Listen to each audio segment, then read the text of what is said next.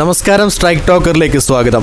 നിലമ്പൂർ ഉപതെരഞ്ഞെടുപ്പിൽ CPM സംസ്ഥാന secretariat അംഗം M. സ്വരാജ് LDF സ്ഥാനാർത്ഥി.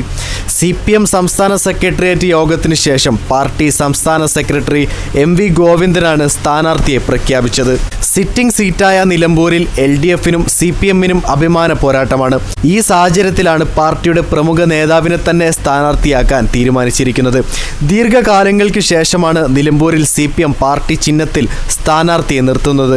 നിലമ്പൂർ ഒപ്പം നിർത്താൻ നിരവധി സ്വതന്ത്രരെ CPM പരിഗണിച്ചിരുന്നെങ്കിലും അൻവർ ഉയർത്തിയ വെല്ലുവിളി മറികടക്കാൻ പാർട്ടിയിലെ കരുത്തനെ തന്നെ രംഗത്തിറക്കിയിരിക്കുകയാണ്. തൃപ്പൂണിത്തുറ മുൻ MLA ആയ സ്വരാജ് കഴിഞ്ഞ തവണ പരാജയപ്പെട്ടിരുന്നു.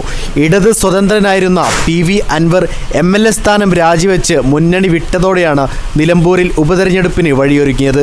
അൻവറിന്റെ രാജിക്ക് പിന്നാലെ നിലമ്പൂരിലെ തെരഞ്ഞെടുപ്പ് പ്രവർത്തനങ്ങളുടെ ചുമതല CPM സ്വരാജിന് നൽകിയിരുന്നു. നിലമ്പൂർ സ്വദേശിയായ സ്വരാജ് വിദ്യാർത്ഥി യുവജന പ്രസ്ഥാനങ്ങളിലൂടെയാണ് പൊതുപ്രവർത്തന രംഗത്ത് ഉയർന്നു വന്നത്. ദേശാഭിമാനി റെസിഡന്റ് എഡിറ്ററാണ്.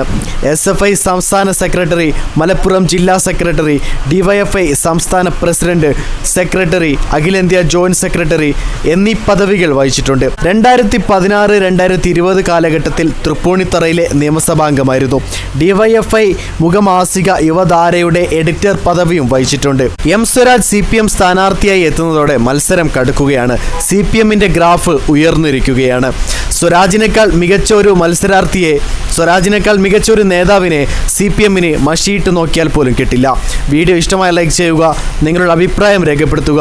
കൂടുതൽ വീഡിയോസുകൾക്കായി ഈ ചാനലിലൂടെ തന്നെ സബ്സ്ക്രൈബ് ചെയ്യുക. This is strike talker signing off.